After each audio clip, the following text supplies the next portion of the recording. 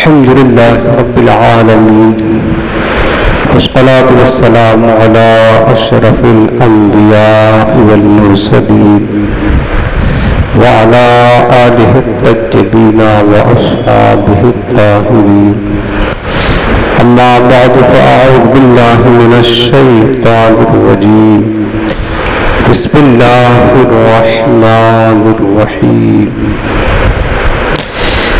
قال رسول الله صلى الله تعالى عليه وسلم: إن الله يبعث لهذه الأمة على رأس 100 كل سنة من يجدد لها دينها. آمنت بالله صدق الله العظيم وصدق رسوله النبي الأمين الكريم رؤوف الرحيم عليه أفضل الصلاة والتسليم. اللهم رب اشرح لي صدري ويسر لي أمري واحلل عقدة من لساني يفقهوا قولي.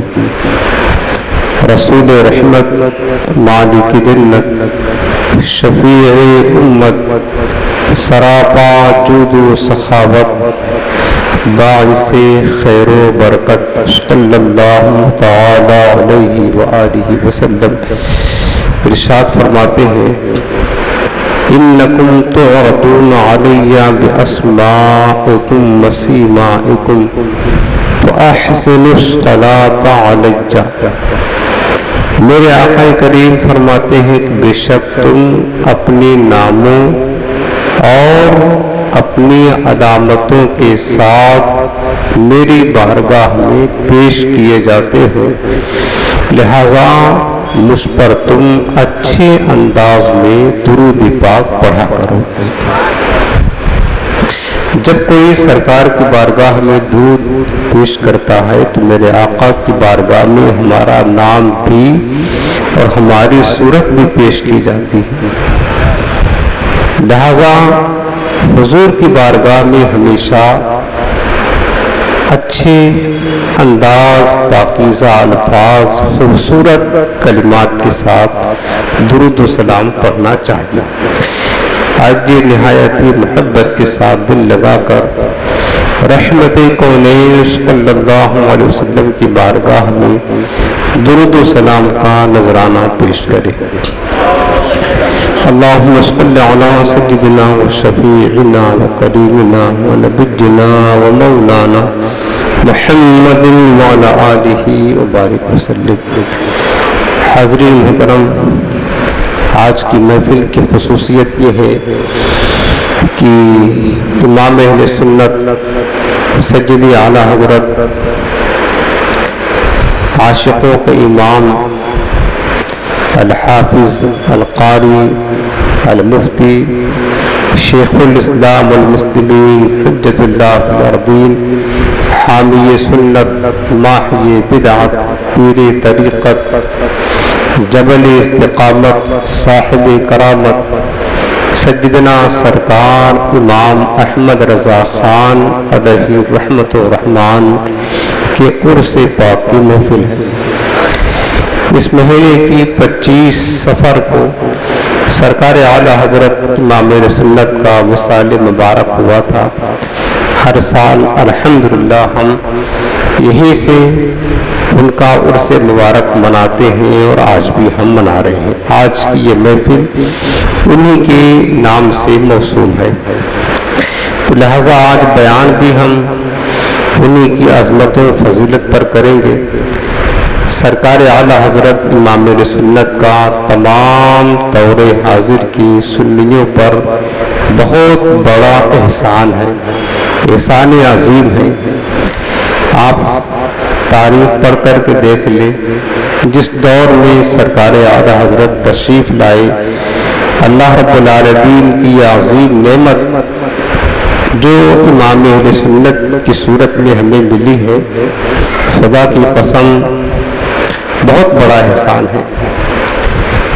اور اس طرح کہ مسلمانوں کے ایمان اور خاص عشق رسول کی حفاظت کی ہے. سرکار اعلیٰ حضرت علیہ الرحمہ نے۔ آج ہمارے سینے حضور کی محبت سے سجے ہوئے ہیں، یہ صدقہ ہے میرے امام اہل سنت سرکار اعلیٰ حضرت علیہ الرحمہ کا۔ اس مناسبت سے ان کا بے شمار ہم پر احسان ہے، اور ہم احسان کا بدلہ تو نہیں چکا سکتے، البتہ ان کے مبارک نام کی محفل سجا کر ہم ان کا ذکر خیر کر کے ان کی بارگاہ سے فیض و برکات ضرور حاصل کر سکتے ہیں۔ اللہ تعالی ہمیں امام اہل سنت کی عشق رسول کی خیرات نصیب فرمائے۔ اللہ ان کے علم و عمل، استقامت فی الدین، خدمت دین کا صدقہ اور فیض ہم سب کو عطا فرمائے۔ اور آپ کو یہ نصیحت کرتا ہوں، تاکید کرتا ہوں، بلکہ اپنی نسلوں کو بھی یہ آپ وصیت کر کے جانا کہ ہمیشہ ساری زندگی سرکار اعلیٰ حضرت امام اہل سنت کے مستق پر قائم رہنا۔ اگر ایمان کی خیر چاہتے ہو اور ایمان بچانا چاہتے ہو مسلمانوں، تاکید ہے، خدا کی قسم، جو حضور علیہ السلام کی محبت، صحابہ اہل بیت کی محبت ہمیں عطا فرمائی ہے، جو اصل دین ہے اور جو جنت میں لے جانے والا راستہ ہے اہل سنت والجماعت کا، امام اہل سنت نے جس پر ہمیں قائم فرمایا ہے، تو یہ ان کا احسان ہے۔ آپ خود بھی ساری زندگی سرکار اعلیٰ حضرت کے مسلک، اور ان کا مسلک کوئی نیا نہیں ہے، مسلک اہل سنت کی سرکار اعلیٰ حضرت کا مسلک ہے، اس پر قائم رہنا۔ بہت فتنے اٹھ رہے ہیں، ہر دن ایک نیا فتنہ آ رہا ہے، نئے نئے دین مارکیٹ میں آ رہے ہیں، سب گمراہی کی طرف لے کر کے جا رہے ہیں۔ آپ اگر اپنے ایمان اور دین کی حفاظت چاہتے ہیں تو اعلیٰ حضرت کے دامن سے ہمیشہ وابستہ رہیں، اور اپنے نسلوں کو بھی یہ تاکید کر کے جائیں کہ ہم سرکار اعلیٰ حضرت امام اہل سنت کے دامن سے وابستہ رہیں گے۔ آج کا خاص کر جو موضوع ہے اس بیان کا، وہ ہے اعلیٰ حضرت اور ترجمہ قرآن۔ اس میں ہم آج یہ سمجھیں گے کہ قرآن عظیم جو اللہ کی کتاب ہے، اللہ نے ہمیں عطا فرمائی ہے، کس لیے؟ تاکہ ہم قرآن پڑھیں اور سمجھیں۔ یہ تو ہماری محرومی اور بدنصیبی ہے، پورا مہینہ گزر جاتا ہے، پورا سال گزر جاتا ہے، ہم قرآن کھول کر نہیں دیکھتے۔ بڑی محرومی اور بڑی بدنصیبی ہے، پڑھنا چاہیے، اور صرف قرآن پڑھنا نہیں بلکہ قرآن عظیم ترجمہ و تفسیر کے ساتھ پڑھنا چاہیے، تاکہ ہمیں پتہ چلے میرے رب کریم نے ہمیں کیا پیغام دیا ہے اور ہمیں کیا نصیحت کی ہے، ہمارے لیے حکم کیا ہے، سمجھنا چاہیے۔ قرآن ہمارے پاس در حقیقت سمجھنے کے لیے ہی آیا ہے، سمجھنے کے لیے آیا ہے قرآن عظیم، تو سمجھنا چاہیے۔ تو ویسے مارکیٹ میں بہت سارے علماء نے قرآن عظیم کا اردو ترجمہ کیا ہے، ٹھیک ہے۔ آج میں تراجم قرآن کے مطالعے کا وہ تقابلی جائزہ آپ کے سامنے پیش کرتے ہیں۔ بہت سارے لوگوں نے، جس میں بد مذہبوں کے علماء نے بھی قرآن کا ترجمہ کیا ہے، اور میرے آقا اعلیٰ حضرت امام اہل سنت نے بھی قرآن کا ترجمہ کیا ہے۔ لیکن میں آپ کو یہ نصیحت کرتا ہوں کہ جب بھی آپ قرآن کا ترجمہ پڑھیں نا، صرف اور صرف اردو ترجمہ سیدنا اعلیٰ حضرت امام اہل سنت کا ترجمہ قرآن کنز الایمان شریف پڑھیں۔ اس کا فائدہ یہ ہوگا بھی آپ کو ہم بتائیں گے، خود آپ سمجھیں گے کہ آپ اگر ترجمہ قرآن پڑھیں گے تو آپ کے لیے قرآن سمجھنا آسان ہوگا۔ دیکھیں، کسی زبان کا دوسری زبان میں ترجمہ کرنا آسان ہے، کسی بھی زبان کا، جیسے انگلش ہے، آپ اس کو اردو زبان میں ترجمہ کریں، یہ آسان ہے، لیکن کسی بھی زبان کی فصاحت و بلاغت اور اس زبان کی سلاست و معنویت، انداز خطاب، اس کے محاورات، سیاق و سباق، ان تمام چیزوں کا خیال رکھ کر کے کسی زبان کا دوسری زبان میں ترجمہ کرنا یہ انتہائی مشکل کام ہے. یہ مشکل کام ہے. مارکیٹ میں بہت سارے ترجمے ملتے ہیں علماء کے، لیکن دوسرے جو مترجمین ہیں نا، جنہوں نے قرآن کا ترجمہ کیا، انہوں نے کیا کیا ہے پتہ ہے؟ انہوں نے یہ کیا کہ ایک لفظ کا، عربی لفظ کا ترجمہ کیا تو اس مطلب اس معنی کے ساتھ کیا کہ جو معنی مشہور تھا، اور قرآن عظیم کو سمجھے بغیر اس کا ترجمہ کر کے رکھ دیا. حالانکہ کسی بھی زبان کا جو لفظ ہوتا ہے نا، اس لفظ میں ایک ایک لفظ کے کئی معنی ہوتے ہیں، اور عربی زبان اتنی وسعت والی زبان ہے، اتنی وسیع ہے کہ عربی زبان کے ایک ایک لفظ کے 70 معنی آتے ہیں، 100 معنی آتے ہیں بعض اوقات ایک ایک لفظ کے. اب کون معنی کس جگہ کیا جائے گا کلام میں؟ اگر کوئی لفظ آیا تو کون سا معنی یہاں پر مناسب رہے گا، یہ خیال کر کے قرآن کا ترجمہ کرنا یہ مشکل کام ہے، ہر ایک کے بس کی بات نہیں. لوگوں نے کیا کیا، ترجمہ قرآن کرنے بیٹھے تو صحیح، لیکن اس لفظ کا جو مشہور معنی تھا وہ ترجمہ کر کے رکھ دیا، ٹھیک، اور بغیر اس بات کو سمجھے کہ قرآن عظیم فرمانا کیا چاہتا ہے، اس کا مقصد کیا ہے، سیاق و سباق کیا ہے، انداز خطاب کس کو کیا جا رہا ہے، اس کی فصاحت و بلاغت کی پرواہ کیے بغیر لفظ کا ترجمہ مشہور معنی سے کر کے رکھ دیا. اب نتیجہ کیا نکلا؟ میں ابھی آپ کے سامنے چند مثالیں پیش کرتا ہوں، آپ خود فیصلہ کر لیں گے.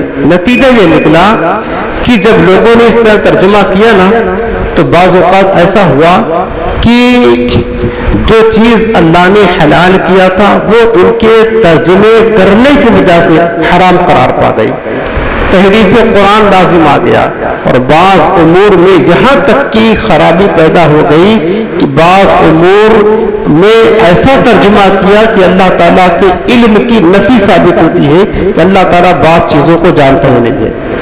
اس طریقے سے لوگوں نے ترجمہ کیا ہے قرآن عظیم کا. میں آگے مثالیں پیش کرتا ہوں، آپ سمجھیں گے، اور یہ بات میں اس لیے بتانا چاہتا ہوں آپ کو تاکہ آپ سمجھیں کہ اللہ رب العالمین نے میرے آقا اعلیٰ حضرت امام میرے سنت کو کیسا مقام، کیسی ذہانت اور کیسا ادب اور عشق رسول عطا فرمایا تھا کہ آپ نے بھی ترجمہ کیا انہی آیات کا، انہی کلمات کا، لیکن جو خرابی انہوں نے کی ہے دوسرے مترجمین نے، سرکار اعلیٰ حضرت نے اس کو اتنا حسین انداز میں سمجھایا ہے کہ ادب رسالت بھی باقی رہتا ہے اور تقدس الوہیت بھی باقی رہ جاتا ہے اور عصمت انبیاء بھی باقی رہ جاتی ہے، اور اس طریقے سے لوگ ترجمہ کو سمجھ جاتے ہیں. سمجھ رہے نا؟ تو قرآن عظیم کا ترجمہ کرنا یہ کوئی آسان کام نہیں ہے. میرے آقا اعلیٰ حضرت امام سنت نے مستند مروج تفاسیر کی روشنی میں ترجمہ قرآن کنز الایمان کو کیا ہے، اور اللہ رب العالمین نے آپ کو یہ خوبی عطا فرمائی تھی کہ جس آیت کی تفسیر اور اس کی وضاحت مفسرین کئی صفحات پر کر رہے تھے، امام اہل سنت نے اسی آیت یا اسی کلام کی ترجمہ کرنے کے لیے جب بیٹھے تو تفسیری ترجمہ کر کے ایک ہی ترجمہ کے اندر آپ نے اس کے مفہوم کو ادا کر دیا، جس کو مفسرین کئی صفحات پر جس کی وضاحت کرتے تھے، اعلیٰ حضرت نے ترجمہ کر کے اس جملے کا یا اس لفظ کا یا اس کلام کا آپ نے اس کا مفہوم ادا فرما دیا. یہ خوبی اللہ تعالیٰ نے دی ہے. اور سب سے بڑی خوبی یہ تھی کہ اعلیٰ حضرت کا ترجمہ جو کنز الایمان شریف آپ نے کیا، اس میں یہ کیا کہ جہاں پر اللہ رب العالمین کی الوہیت اور ذات اقدس کا تقدس کا خیال رکھنا تھا، پورا خیال رکھنا، انبیاء کرام کی عصمت کا خیال رکھا، اس کا لحاظ رکھا، اور انبیاء کرام کے شان میں کوئی آیت کریم آئے ان کو خطاب ہو تو کس طرح ترجمہ کرنا چاہیے تاکہ انبیاء کی عصمت بھی محفوظ رہے۔ اللہ رب العالمین کے بارے میں کوئی آیت کریم آ جائے تو وہاں پر کس طرح ترجمہ کرنا چاہیے تاکہ قرآن کا ترجمہ بھی ہو جائے اور رب العالمین کی ذات اقدس کا تقدس بھی قائم رہے۔ یہ اعلیٰ حضرت کو اللہ نے خوب عطا فرمائی تھی۔ اب میں آپ کو بتاتا ہوں، چند مثالیں پیش کرتا ہوں، وہ آپ دیکھیں اور آپ خود فیصلہ کریں کہ میرے اعلیٰ حضرت کو اللہ نے کیا کمال عطا فرمایا تھا۔ اور میں یہ بات اس لیے بتا رہا ہوں تاکہ آپ کے اندر بھی شوق پیدا ہو کہ آپ قرآن کے ترجمے اور تفسیر کا مطالعہ کریں، کچھ وقت نکالیں۔ صدیاں گزر گئے، قرآن آیا ہوا، قرآن ہم سن رہے ہیں، پڑھتے ہیں، لیکن ہمیں سمجھنے کی توفیق نہیں۔ مسلمانوں کم سمجھیں گے اللہ کا کلام یہ ہمارے سمجھنے کے لیے آیا ہے۔ آپ ترجمہ قرآن لے لیں، شاید ہندی میں اس کا ترجمہ تفسیر آتا ہوگا، آپ اس کو پڑھیں، مطالعہ کریں، سمجھیں تو آپ کو پتہ چلے گا کہ رب العالمین نے قرآن میں لکھا فرمایا کیا ہے اور ہمارے لیے حکم کیا ہے۔ اب سب سے پہلی آیت یہ سورہ جمعہ بات بتانا چاہتا ہوں کہ سرکار اعلیٰ حضرت کا ترجمہ قرآن اور دیگر جو مترجمین ہیں ان کا ترجمہ قرآن میں فرق کیا ہے، اور آپ جب آپ یہ فرق سمجھ لیں گے تو جب بھی آپ قرآن کا ترجمہ پڑھیں گے تو صرف اور صرف سرکار اعلیٰ حضرت امام سنت کا ترجمہ قرآن کنز الایمان ہی پڑھیں گے، اس کے علاوہ کوئی ترجمہ آپ کو دیکھیں گے نہیں۔ اس کی وجہ یہ ہے اگر دوسرے ترجمے پڑھیں گے تو پھر آپ کو کیا ہوگا یہ کہ پھر آپ کے ایمان کے لیے خطرہ ہوگا، آپ کے ایمان کے لیے خطرہ ہوگا۔ بلکہ ان مترجمین نے ایسا ترجمہ کیا جو اللہ رب العالمین کی شان اقدس میں تنقیص یعنی توہین کا پہلو نکلتا ہے، اس طرح ترجمہ کیا۔ مثلاً آگے میں عرض کرتا ہوں، اللہ تعالیٰ فریب دیتا ہے، دھوکہ دیتا ہے، دغا دیتا ہے، چال چلتا ہے، یہ ترجمہ شان الوہیت کے لائق نہیں ہے۔ اب کیا کیا ان ظالموں نے، ترجمہ تو کر کے بیٹھ گئے لیکن در حقیقت انہوں نے ترجمہ کر کے کافروں کو، یہودیوں کو، نصرانیوں کو، ہندوؤں کو اسلام کے خلاف ایک ہتھیار دے دیا۔ وہ ہتھیار کیا دیا؟ جیسا کہ ایک کتاب ہے، ایک کتاب کا نام ہے ستیہ رتھ پرکاش نامی کتاب ہے جو اسلام کے خلاف طنز پر بھری ہوئی کتاب ہے۔ اس میں مصنف کیا لکھتا ہے کہ مسلمانوں کا خدا جو خدا دغا دے، دھوکے میں آ جائے، فریب میں آ جائے، جو خدا خود مکر و فریب کرے، دغا دے، ایسے خدا کو دور سے سلام ہے۔ یعنی یہ ترجمہ دیکھ کر کے اس نے ہمیں تانا دیا کہ تمہارا خدا ایسا ہے جو دغا دیتا ہے، فریب کرتا ہے، مکر کرتا ہے، چال چلتا ہے، اگر ایسا ہے تو تمہارا خدا کو دور سے سلام ہے۔ یعنی ظالموں نے ترجمہ کر کے کافروں کو ہم پر طنز کرنے کا، تان کرنے کا کیا کیا، انہوں نے ایک موقع فراہم کر دیا۔ جبکہ میرے اعلیٰ حضرت امام میرے سنت کا ترجمہ قرآن دیکھے۔ سب سے پہلی آیت میں آپ کو بتانا چاہتا ہوں، یہ سورہ بقرہ کی آیت نمبر 143 ہے۔ اللہ رب العالمین نے فرمایا وَمَا جَعَلْنَا الْقِبْلَةَ الَّتِي كُنْتَ عَلَيْهَا إِلَّا لِنَعْلَمَ مَن يَتَّبِعُ الرَّسُولَ مِمَّن يَنقَلِبُ عَلَىٰ عَقِبَيْهِ۔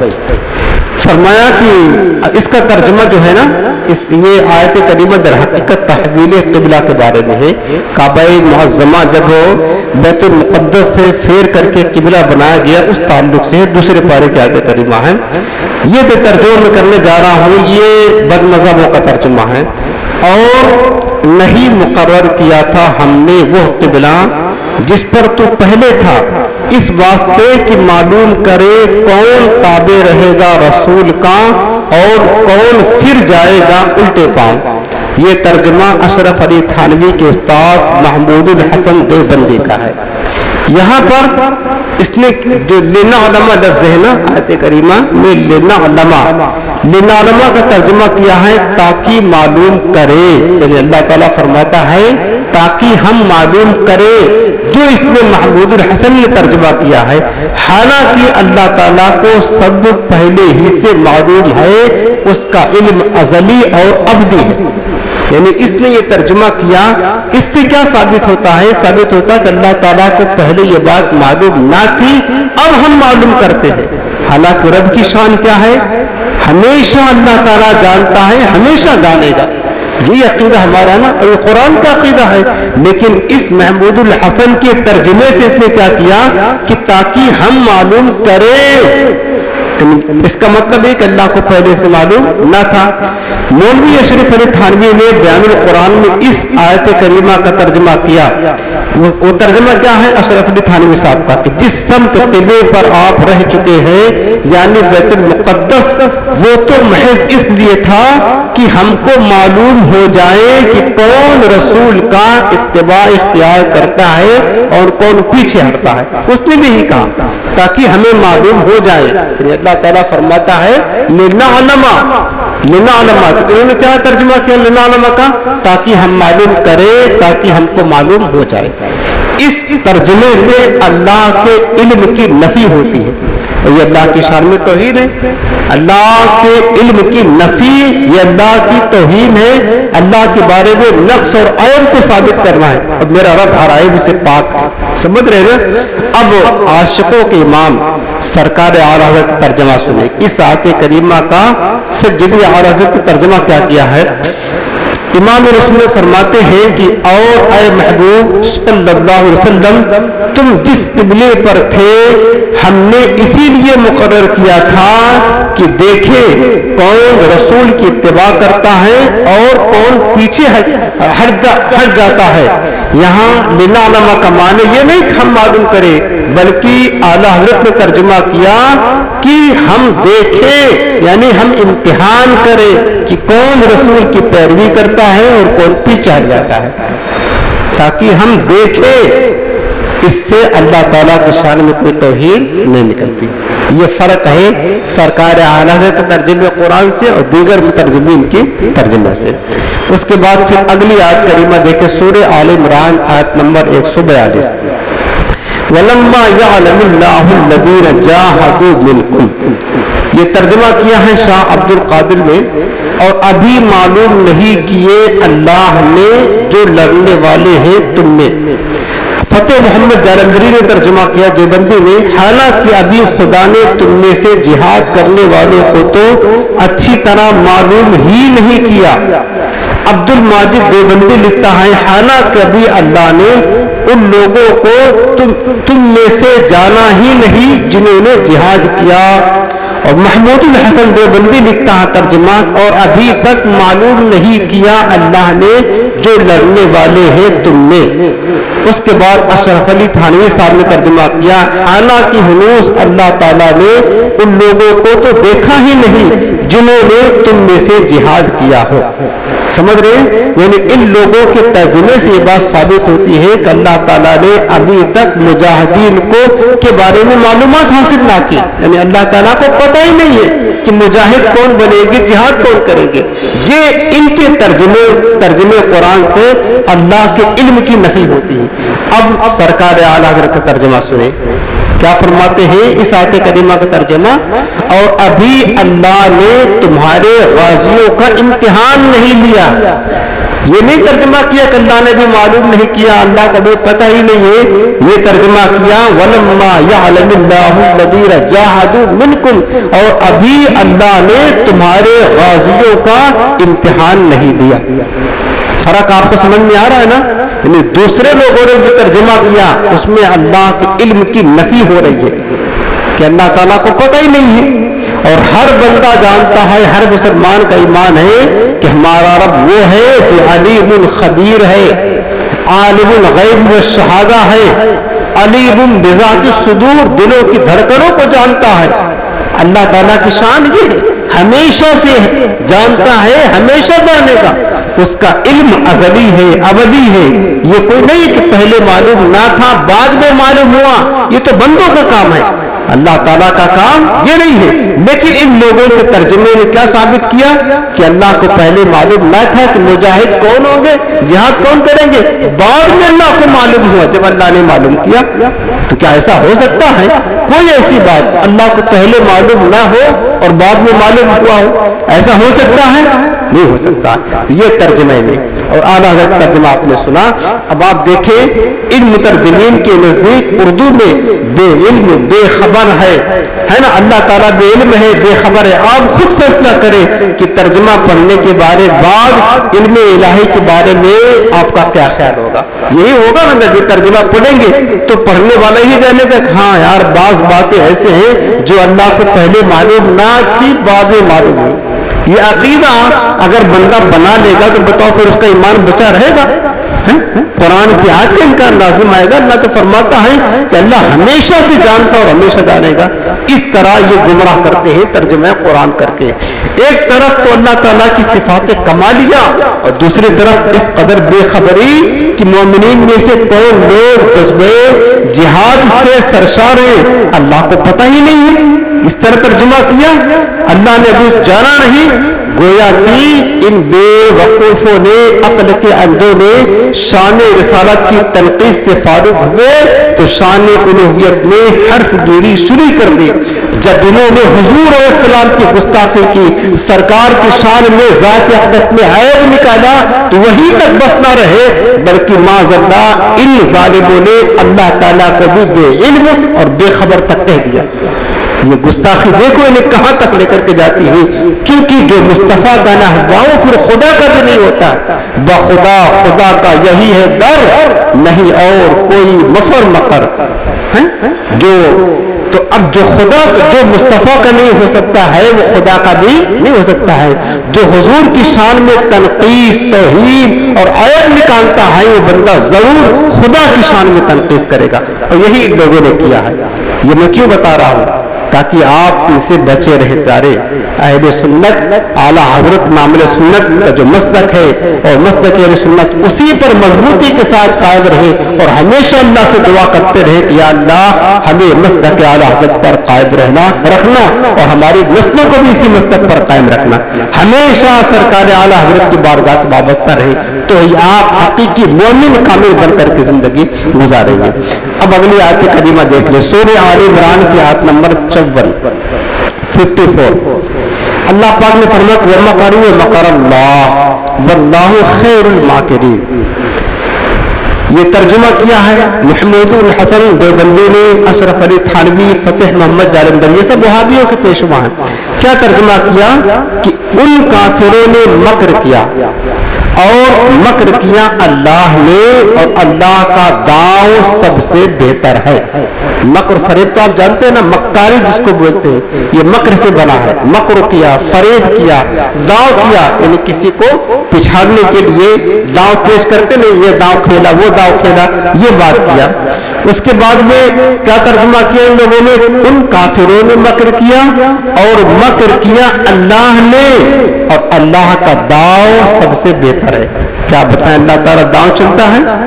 دوسرا ترجمہ جو ہے وہ ہے فتح محمد جالندھری نے کیا کیا کہ اور وہ یہود قتل عیسیٰ کے بارے میں ایک چال چلے اور اللہ بھی ایک چال چلا قتل عیسیٰ کے بچانے کے بارے میں اور اللہ بہترین چال چلنے والا ہے. معاذ اللہ رب العالمین. اب آپ بتائیں کہ اللہ تعالیٰ کا چال چلتا ہے, کوئی بندہ ہے, کوئی مخلوق ہے. رب کریم کو چال چلنے کی ضرورت ہی کیا معاذ اللہ. اللہ تعالیٰ چال چلنے سے, مکر کرنے سے, داؤ فریب کرنے سے پاک ہے. یہ اللہ کی شان کی لائق نہیں ہے, لیکن انہوں نے اللہ کی طرف یہ چیزیں, یہ عیب, یہ نقص اور خرابی کو منسوب کیا ہے ان بد مذہبوں نے. اب سرکار اعراض کا ترجمہ سنیں. میرے آقا امام حسین فرماتے ہیں کہ اور ان کافروں نے مکر کیا. مکر کی نسبت کافر کی طرف, ٹھیک ہے کہ کافر تو مکار ہوتے ہیں, مکار سمجھتے ہیں نا. مکر کہتے ہیں کہ کسی کو دھوکہ دینا, فریب دینا. تو فرمایا ان کافروں نے مکر کیا اور اللہ تعالیٰ نے ان کے ہلاک کی خفیہ تدبیر فرمائی. یہ نہیں کہا کہ اللہ نے مکر کیا, اللہ نے فریب کے معاذ اللہ. کیا فرمایا, اللہ تعالیٰ نے ان کافروں کے ہلاک کی خفیہ تدبیر فرمائی. ایسی تدبیر فرمائی جو ان کو پتہ ہی نہیں چلا. اور اللہ سب سے بہتر خفیہ تدبیر فرمانے والا. سبحان اللہ. تو کہہ دے یار ایک مرتبہ کتنا پاکیزہ ترجمہ اعلیٰ حضرت نے لکھا ہوا ہے. ذرہ برابر بھی ترجمہ بھی ہو گیا اور اللہ کی شان اقدس میں تنقیص کے بارے میں کوئی حرف بھی نہ آیا. ترجمہ بھی ہو گیا، یہ تفسیری ترجمہ، یہ کمال ہے اعلیٰ حضرت کو اللہ نے دیا ہے۔ اور دوسرے نے کیا کیا؟ ترجمہ کرنے بیٹھے اللہ ہی کو مکر بنا بیٹھے، اللہ ہی کو چال چلنے والا معاذ اللہ بنا بیٹھے، اللہ تعالیٰ کو داؤ فریب کرنے والا بنا بیٹھے۔ یہ کون سا خدا ہے؟ اس کے بعد اگلی آیت دیکھیں، یہ آیت کریمہ سورہ انفال آیت نمبر 30 کی ہے۔ اللہ پاک فرماتا ہے کہ وَيَمْكُرُونَ وَيَمْكُرُ اللَّهُ وَاللَّهُ خَيْرُ الْمَاكِرِينَ، اور وہ بھی فریب کرتے تھے اور اللہ بھی فریب کرتا تھا، اور اللہ کا فریب سب سے بہتر ہے۔ یہ ترجمہ شاہ عبد القادر نے کیا۔ اللہ فریب کرتا ہے، فریب کہتے ہیں کسی کو دھوکہ دینا۔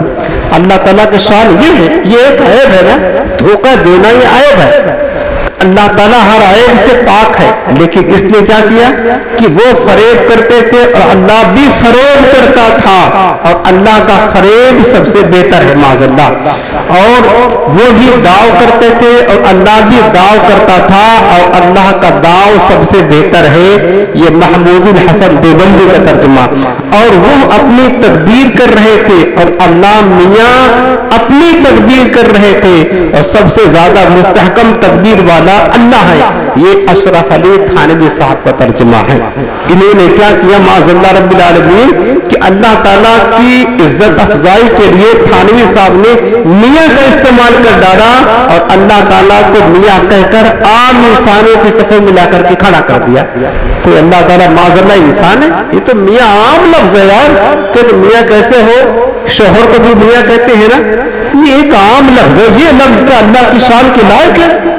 اللہ کے لیے اور کوئی لفظ نہ بچا تھا؟ اللہ پاک بولتے، اللہ جل سبحانہ بولتے، اللہ رب العزت بولتے، اللہ جل جلالہ بولتے، یہ لفظ نہ ملا ان کو لفظ ملا کیا؟ میاں کا لفظ ملا معاذ اللہ۔ میاں کہہ کر اللہ رب العالمین کو لا کر انسانوں کے ساتھ کھڑا کر دیا، جس طرح ہم انسان کو میاں کہتے ہیں، اللہ بھی معاذ اللہ میاں ہے۔ یہ ترجمہ کرنے کے لیے بیٹھے، یہ اپنے دور کے محقق تھے، انہیں قرآن کا ترجمہ آتا تھا، یہ لکھا ہوا ہے، یہ تو ہم نے وہاں سے نقل کیا ہے، خود انہوں نے اپنے تحریر میں لکھا ہوا ہے قرآن عظیم کے ترجمے میں کہ اللہ میاں صاحب اپنی تدبیر کرتے معاذ اللہ۔ عام ہے، ایک مخلوق ہے کیا اللہ رب العالمین؟ اس طرح انہوں نے گمراہ کرنے۔ اب بتاؤ کہ جو بندہ اس طرح ترجمہ پڑھے گا تو اس کا عقیدہ، اس کی محبت اللہ کے بارے میں کیسے ہوگی؟ کیسی عقیدت ہوگی؟ یار اللہ میاں ہے، کوئی ایک عام آدمی کیا معاذ اللہ رب العالمین؟ اللہ تعالیٰ کی شان کتنی بلند ہے، اللہ خالق ہے، کوئی مخلوق نہیں ہے۔ اس کی بارگاہ میں جب بھی کسی لفظ کا استعمال کریں گے ہمیشہ عزت، رفعت اور بلندی والا لفظ استعمال کریں گے۔ ایسا لفظ ہرگز اللہ کے لیے استعمال نہیں کریں گے جس میں ذرہ برابر تنقیص ہو، توہین ہو، ذرہ برابر کوئی نقص یا کمی پایا جاتا ہے۔ اب دیکھیں انہوں نے اس طرح ترجمہ کیا کہ اللہ فریب دیتا ہے، اللہ داؤ کرتا ہے۔ میرے آقا اعلیٰ حضرت امام اہل سنت نے اسی آیت کریمہ کا ترجمہ کیا کیا؟ فرمایا کہ اور وہ اپنا سا مکر کرتے تھے، یعنی کافر تو مکر کرتے ہیں، مکر کی نسبت کافروں کی طرف کی کہ وہ اپنا سا مکر کرتے تھے، اور اللہ اپنی خفیہ تدبیر فرماتا تھا۔ مکر کا ترجمہ اللہ کی طرف جب منسوخ کیا، یہ نہیں کیا مگر اللہ فریب دیتا تھا، اللہ مگر کرتا تھا، نہ، ترجمہ ایسا کیا تاکہ قرآن کا ترجمہ بھی ہو جائے، سمجھنے والے سمجھ بھی جائیں، اور اللہ رب العالمین کی شان اقدس میں ذرہ برابر کوئی توہین بھی نہ ہونے پائے۔ ذات باری تعالیٰ کی تقدس کا خیال رکھا کہ اور اللہ اپنی خفیہ تدبیر فرماتا ہو، اللہ کی خفیہ تدبیر سب سے بڑھ کر ہے۔ قربان جائے سرکار اعلیٰ حضرت کی محبت پر، سرکار اعلیٰ حضرت کے عشق پر، اور کتنا ادب اللہ اس کے رسول کا تھا، یہ بھی آپ دیکھ لیں۔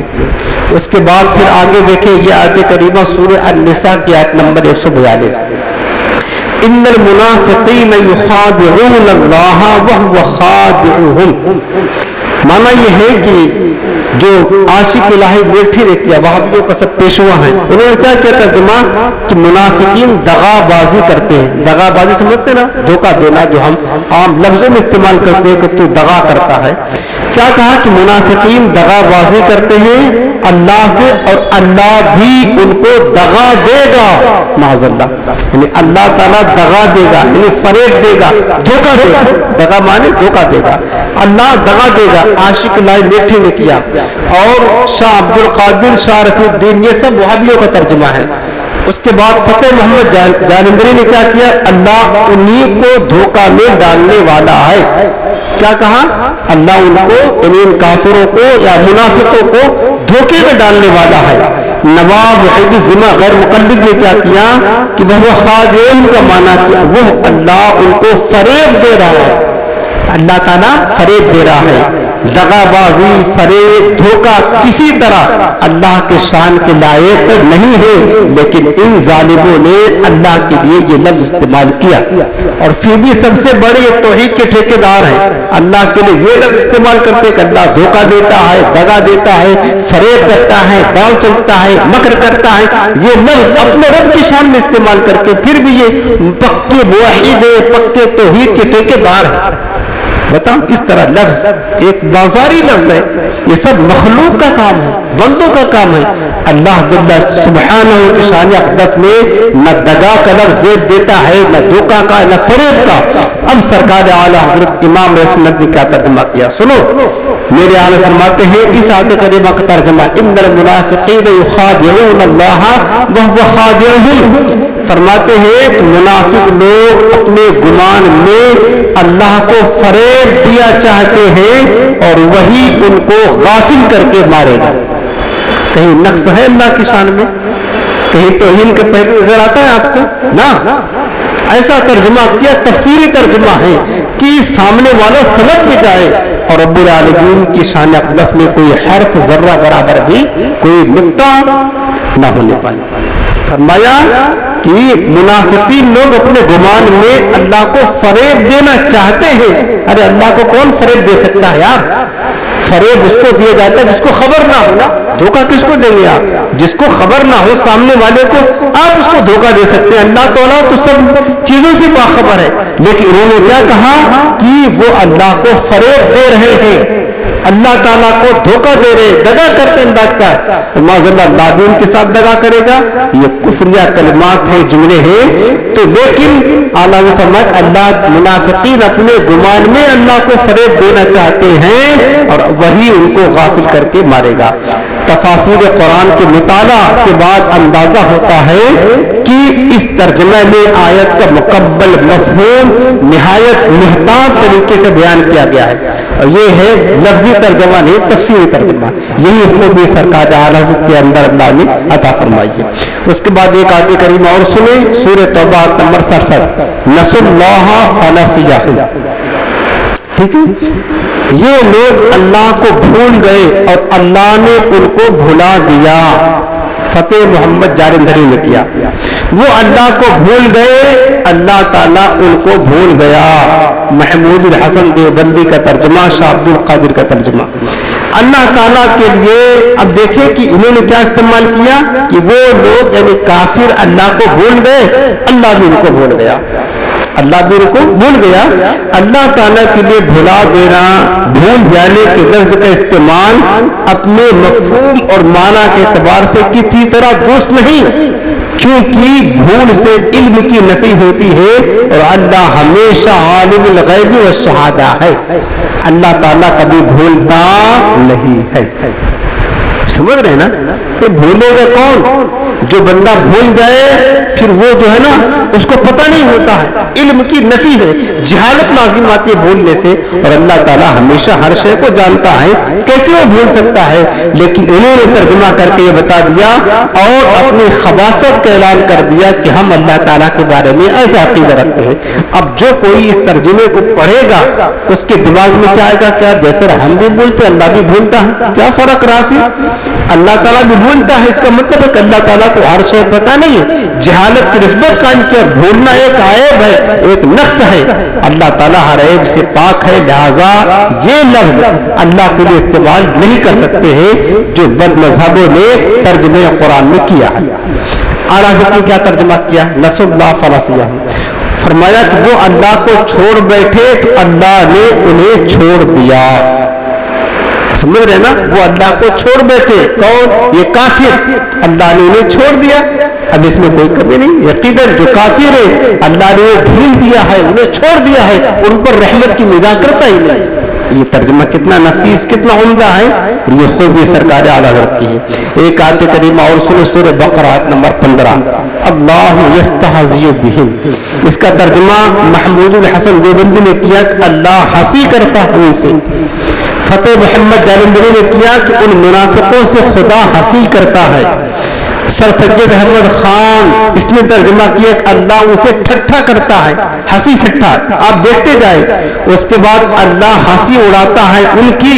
یہ وہابی مرزا حیرت دہلوی نے ترجمہ کیا, اللہ ان سے دل لگی کرتا ہے. یہ غیر مقلدین کا ترجمہ ہے.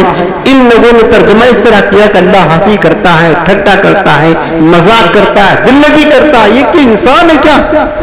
اللہ تعالیٰ کے لیے یہ لفظ استعمال کرنا, اللہ کس سے ہنسی کرے گا؟ کوئی بندہ ہے, کوئی مخلوق ہے؟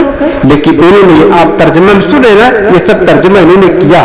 اللہ کے لیے ہنسی کرنے کا استعمال نسبت کی, ٹھٹھا کرتا معاذ اللہ نسبت کی, اللہ تعالیٰ مذاق کرتا نسبت کی, اللہ دل لگی کرتا یہ نسبت کی. اللہ تعالیٰ ان تمام خرابیوں سے پاک اور منزہ ہے.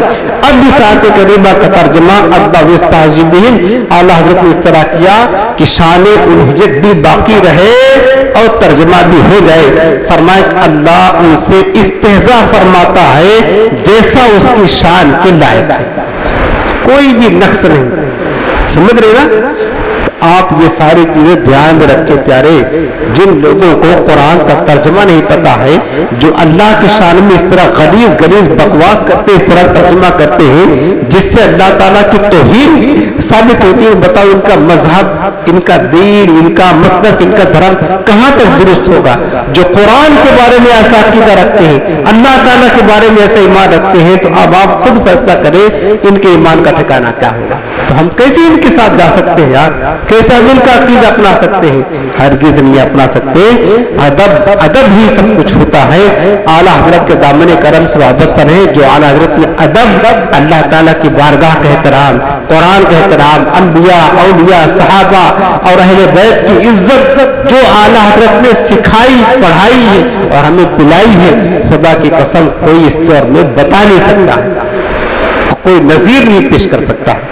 اس کے بعد ایک آیت کریمہ, یہ تو اللہ تعالیٰ کی شان میں تھا, انہوں نے یہ توہین کی. اب سرکار دو عالم صلی اللہ علیہ وسلم جو اللہ کے محبوب ہیں, ان کی شان میں کس طرح قرآن کا ترجمہ کر کے وہ توہین کر رہے ہیں. حضور کی توہین کرنا تو ان کا مطلب شیوا ہے, لیکن حضور کی توہین کرتے کرتے یہ بڑھ گئے اللہ تعالیٰ کی توہین تک, وہاں تک پہنچ گئے. کیونکہ جو بندہ حضور کا نہیں ہوتا ہے وہ بندہ کی یاد رکھنا خدا کا بھی نہیں ہوتا ہے. اب سنیں, یہ سورہ والضحیٰ آیت نمبر 7, اس آیت کریمہ میں ہے وَوَجَدَكَ ضَالًّا فَهَدَىٰ. اس کا ترجمہ شاہ عبد القادر نے کیا, اور پایا تجھ کو, یعنی اللہ نے اپنے حبیب کو خطاب کیا, تجھ سے مراد حضور کی ذات ہے, اور پایا تجھ کو بھٹکتا پھر راہ دی. شاہ رفیع الدین کا ترجمہ ہے, اور پایا تجھ کو راہ بھولا ہوا پس راہ دکھائی. عبد الماجد دیوبندی کا ترجمہ ہے, اور آپ کو بے خبر پایا سو رستہ بتایا. تھانوی صاحب, مولوی اشرف علی تھانوی کیا ترجمہ کرتے ہیں, اور اللہ تعالیٰ نے آپ کو شریعت سے بے خبر پایا سو آپ کو شریعت کا راستہ بتلا دیا. یہ انہوں نے حضور کے بارے میں ترجمہ کیا. معاذ اللہ, حضور بھٹکے ہوئے تھے, بے خبر تھے, گمراہ تھے, شریعت کو جانتے نہ تھے, اب اور بھولے ہوئے تھے, پھر اللہ نے آپ کو راستہ دے دیا. آپ خود فیصلہ کریں. جو ساری کائنات کا ہادی, رہبر, رہنما بن کر آیا ہو, کیا وہ راستہ بھٹک سکتا ہے؟ کیا وہ گمراہ ہو سکتا ہے؟ کیا وہ بھول سکتا ہے؟ کیا بے خبر ہو سکتا ہے؟ اگر جو بندہ بے خبر ہو جائے, خود بھٹکتا رہے, وہ کسی کا ہادی بن سکتا ہے؟ کسی کا رہبر بن سکتا ہے؟ اور تاجدار کائنات صرف اس امت کے لیے ساری کائنات کے ہادی برحق ہیں. اور یہ ہادی برحق خود رب نے آپ کو بنایا ہے. لیکن حضور کی شان میں اس طرح انہوں نے ترجمہ کی. یہاں پر ایک لفظ ہے نا جس کا معنی نے استعمال کیا کیا ہے, لفظ ضالن, ووجدہ کا ضالن فہدہ استعمال ہوا ہے. اس کے مشہور جو معنی ہے وہ معنی ہے بھٹکنا, گمراہ ہونا, یہ مشہور معنی ہے. ان لوگوں نے سیاق و سباق کو سمجھے بغیر اور یہ سمجھے بغیر کہ اللہ نے کس کو خطاب کیا ہے, کس ذات اقدس کے بارے میں یہ لفظ بولا جا رہا ہے. ووجدک ضالن, محبوب اللہ نے آپ کو ضالن پایا, فہدا پس راہ دید, کس کے بارے میں بولا جا رہا ہے, اس کی تمیز کیے بغیر جو اس کا مشہور معنی ہے وہ ٹھوک کے رکھ دیا کہ گمراہ کا معنی ہے تو گمراہ کر دیا. حالانکہ ضالن ایسا لفظ ہے جس کے معنی بہت سارے ہوتے ہیں, خالی گمراہ ہونا کہ نہیں, بلکہ ضالن کا ایک معنی یہ ہوتا ہے کسی کی محبت میں خود رفتہ ہونا, یعنی مست ہو جانا, کسی کی محبت میں فنا ہو جانا.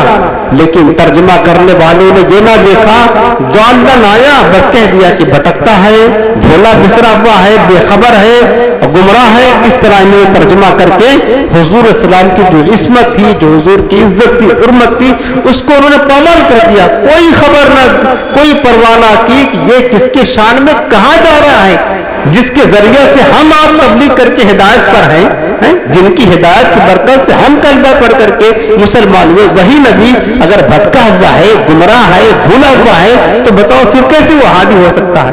لیکن انہوں نے کیا. اب میں اس کی وضاحت کرتا ہوں. جو رب اسی آیت سورہ والضحیٰ میں والضحیٰ واللیل اذا سجی آپ پڑھیں گے, اتنی شان اللہ نے اپنے حبیب کی بیان فرمائی ہے. والضحیٰ, محبوب تیرے چمکتے چہرے کی قسم, والضحیٰ واللیل اذا سجی, تیرے مقدس زلفوں کی قسم, ما ودعک ربک وما قلی, تمہارے رب نے تم کو نہ چھوڑا نہ تمہیں مکروہ جانا.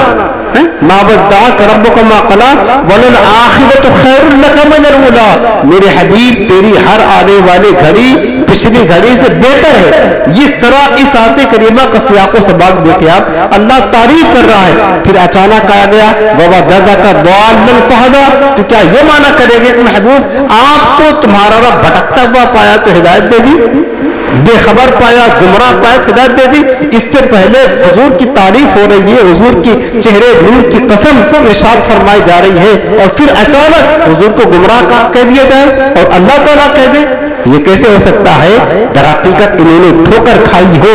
اگر حضور ایک لہجہ بھی گمراہ ہو جائے تو کائنات میں کوئی ہدایت پا ہی نہیں سکتا یار.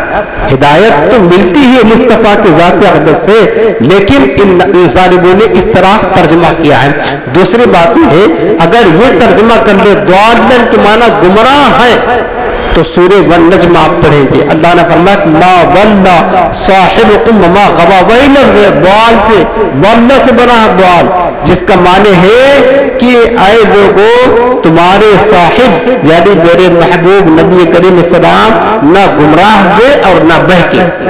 اللہ نے صاف انکار کہ ما ضل صاحبکم, تمہارے حبیب نہ بہکے نہ گمراہ ہوئے. ایک جگہ اللہ فرمائے نہیں گمراہ ہوئے, اور ایک جگہ معاذ اللہ یہ فرمائے کہ گمراہ ہو گئے, تو دونوں میں تضاد لازم آ جائے گا کہ حضور کو اللہ گمراہ بھی کہہ رہا ہے اور گمراہ بھی نہیں ہے, تو یہ کیسی معنی ہوگا؟ قرآن کی آیتوں میں ٹکراؤ اللہ کے کلام میں, تو یاد رکھنا نہ ٹکراؤ ہے نہ کچھ ہے, بلکہ ترجمہ کرنے میں مترجمین نے خطا کی ہے, غلطی کی ہے. اب میں آپ کو سناتا ہوں سرکار اعلیٰ حضرت امام اہل سنت کا ترجمہ, کتنا محبت بھرا ترجمہ ہے. وہ سنیں وہی ترجمہ جس کو انہوں نے کہا کہ ترجمہ کیا, پایا تو اس کو بھٹکتا ہوا راہ دی, پایا تو اس کو گمراہ بھولا ہوا راہ دی.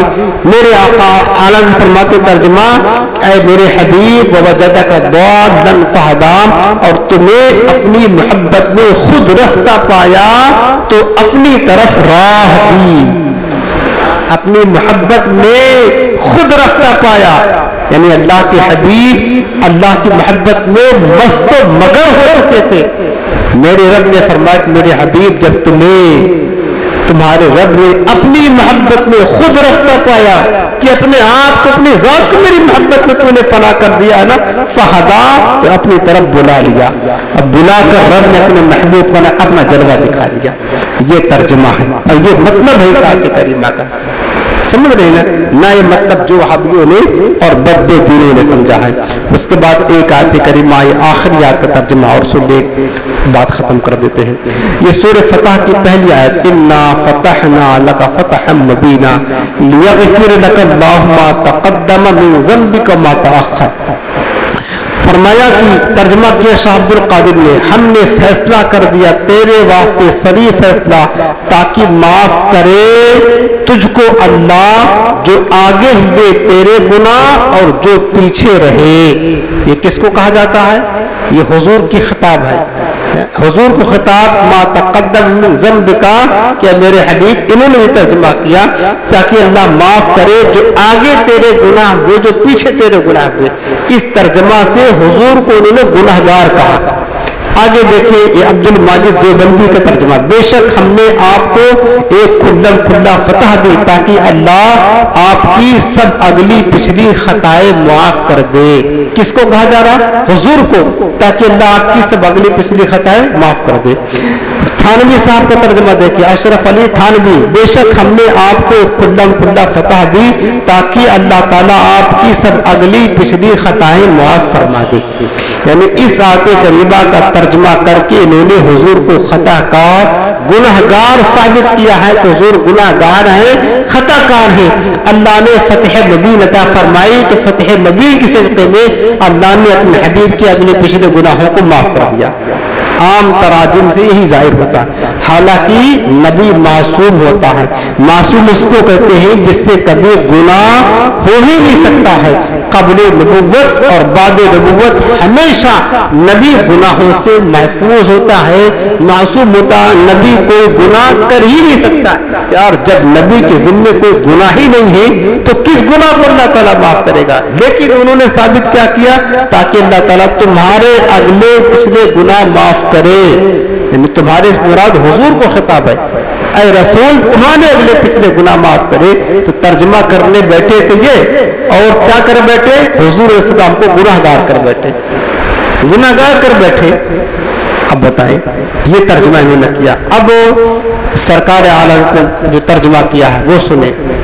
انا فتحنا لک فتحا مبینا کا فرمایا کہ بے شک ہم نے تمہارے لیے روشن فتح دی تاکہ اللہ تمہارے سبب گناہ بخشے تمہارے اگلوں کے, یعنی تمہارے سے پہلے لوگ جو گزر چکے ان کے اور تمہارے پچھلوں کے جو تمہارے بعد آنے والے لوگ ہیں ان کے.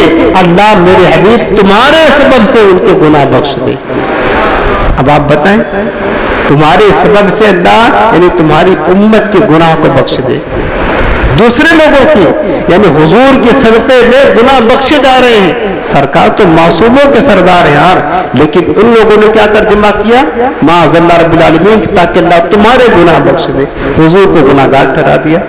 جس ان لوگوں نے حضور کو گناہ گار ٹھہرایا, حضور کو گمراہ بے خبر ٹھہرایا اور صرف حضور تک محدود نہ رہے بلکہ اس سے فارغ ہوئے اللہ تعالیٰ کے شان اقدس میں انہوں نے توہین کی, وہ آپ کو ہم نے سنایا. تو لہٰذا میرے عزیزوں آپ کو ہم اس بات کی دعوت فکر دیتے ہیں کہ آپ خود ترجمہ پڑھیں اور ضرور پڑھیں, لیکن ترجمہ صرف بہت مارکیٹ میں ملتے ہیں. ہرگز کسی ترجمہ کو ہاتھ نہ لگائیں, ورنہ اس طرح کی آیت آپ پڑھیں گے تو آپ کے دل میں آپ کے دماغ میں غلط اللہ اس کے رسول کے بارے میں تاثر قائم ہوگا, غلط نظریہ اور عقیدہ قائم ہوگا اور یہ پھر آپ کا ایمان خطرے میں پڑ جائے گا.